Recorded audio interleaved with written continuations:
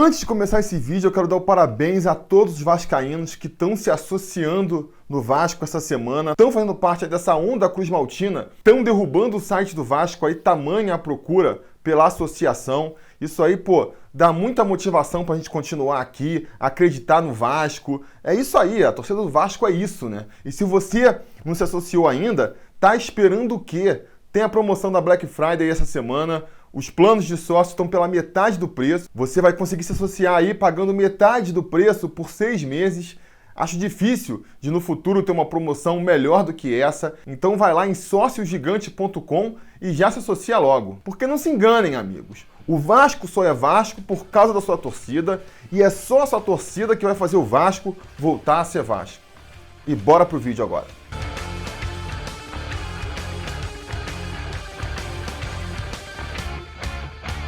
E a notícia do dia é que Marcos Valadares não é mais o técnico do Sub-20 do Vasco. O Valadares, que fez um excelente trabalho com a molecada aí, teve uma passagem muito vitoriosa pelas divisões de base do Vasco, talvez aí a principal conquista, o principal feito tenha sido fazer o Vasco voltar a uma final de Copa São Paulo de Júnior depois de tanto tempo, mas mais importante até do que eventuais títulos que a base tenha conquistado aí sob o comando do Marcos Valadares, o importante é que ele fez um time jogando bonito, jogando pra cima, um time jogando de maneira cativante, né? Eu não acompanho muito a base, vejo um jogo aqui, outro ali quando dá, mas acompanhei o Vasco na Copinha e, cara, é um time que dá gosto de ver jogar, um time que dá orgulho de ser Vasco e com certeza o Valadares é muito responsável por isso, né? Acho que teve até esse reconhecimento da diretoria quando ele foi chamado para assumir o time temporariamente na saída do Valentim. Entre a saída do Alberto Valentim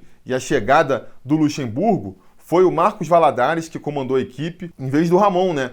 Que é o auxiliar técnico da comissão fixa do Vasco, seria ali a pessoa natural para ocupar o cargo. Ele foi preterido em razão do Marcos Valadares, acho que já ali numa prova de reconhecimento da diretoria pelo trabalho do Marcos Valadares. Na época, até se discutia se valia a pena tirar o Marcos Valadares da base, do bom trabalho da base, para dar uma chance para ele no profissional.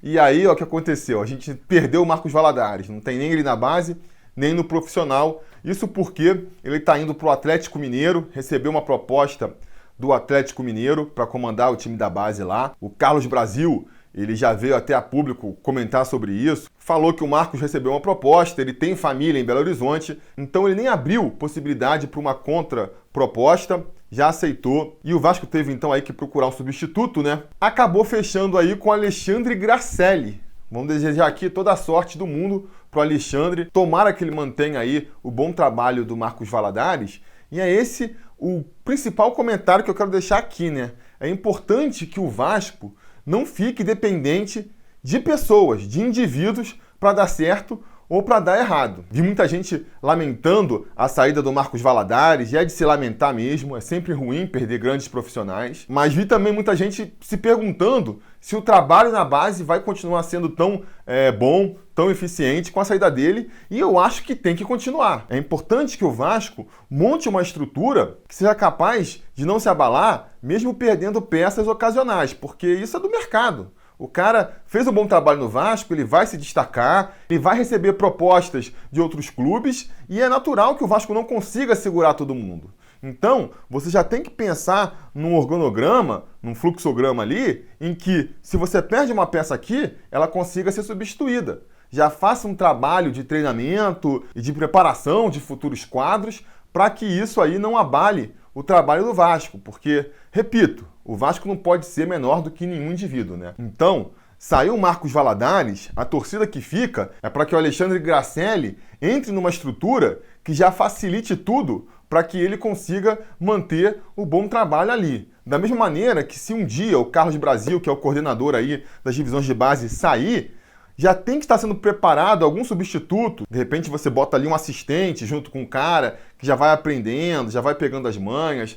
para quando ele sair, que eventualmente ele vai sair, ninguém vai ficar a carreira inteira no Vasco, quem entrar no lugar dele possa continuar o trabalho sem sobressaltos. E isso é uma coisa que teria que valer para todo o Vasco da Gama, né? Para toda a estrutura do Vasco da Gama. Eu vejo muita gente comentando aí que se o Luxemburgo sair, o Vasco desanda em 2020, talvez até desande mesmo, mas não pode ser assim. Você não pode ficar dependendo de um técnico para o Vasco dar certo ou dar errado. Tem que ter uma estrutura ali por trás que permita aí essa troca sem maiores sobressaltos de técnico, de jogador. O Vasco não pode ficar dependendo de um jogador sair ou ficar para dar certo ou dar errado. Tem que ter um esquema para, caso um jogador saia, você já ter ali a solução para ter uma outra peça de reposição à altura para pôr no lugar. Eu sei que isso é um pensamento um pouco utópico para a realidade do Vasco, mas enfim, é a realidade que o Vasco tem que procurar, né? E no final, eu só quero terminar aqui com uma reflexão. Quando o Marcos Valadares assumiu o profissional, lá no começo do Campeonato Brasileiro, e ficou essa discussão, né? Pô, será que vale a pena dar uma chance para o Marcos Valadares e perder ele nos júniores? Será que não é melhor deixar ele fazendo um bom trabalho nos júniores? Senão a gente perde de um lado e perde do outro?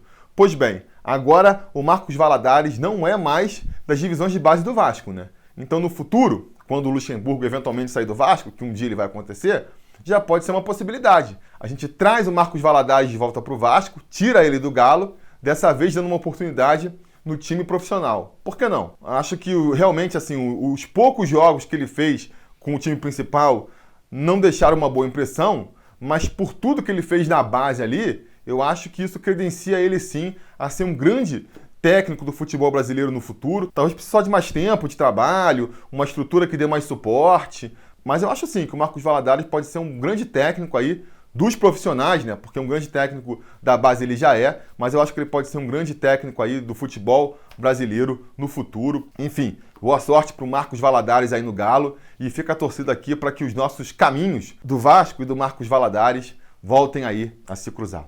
Beleza, galera? Era isso que eu tinha para dizer por hoje. Não se esqueçam aí de curtir o vídeo, assinar o canal, ligar o sininho de notificações para ser avisado sempre que tiver vídeo novo aqui no canal. E, se quiserem ajudar a gente aqui a continuar fazendo cada vez mais e melhores vídeos, considerem também se tornarem um membro do canal aqui no YouTube ou então lá em apoia.se/sobrevasco e ajudar aqui o canal a continuar no ar. Beleza, galera? Isso era o que eu tinha para falar por hoje. A gente vai se falando. A realização desse vídeo só foi possível graças ao apoio inestimável dos conselheiros do Sobre Vasco. Ajude você também ao Sobre Vasco continuar no ar, se tornando um apoiador em apoia.se/sobrevasco ou sendo um membro do canal aqui no YouTube.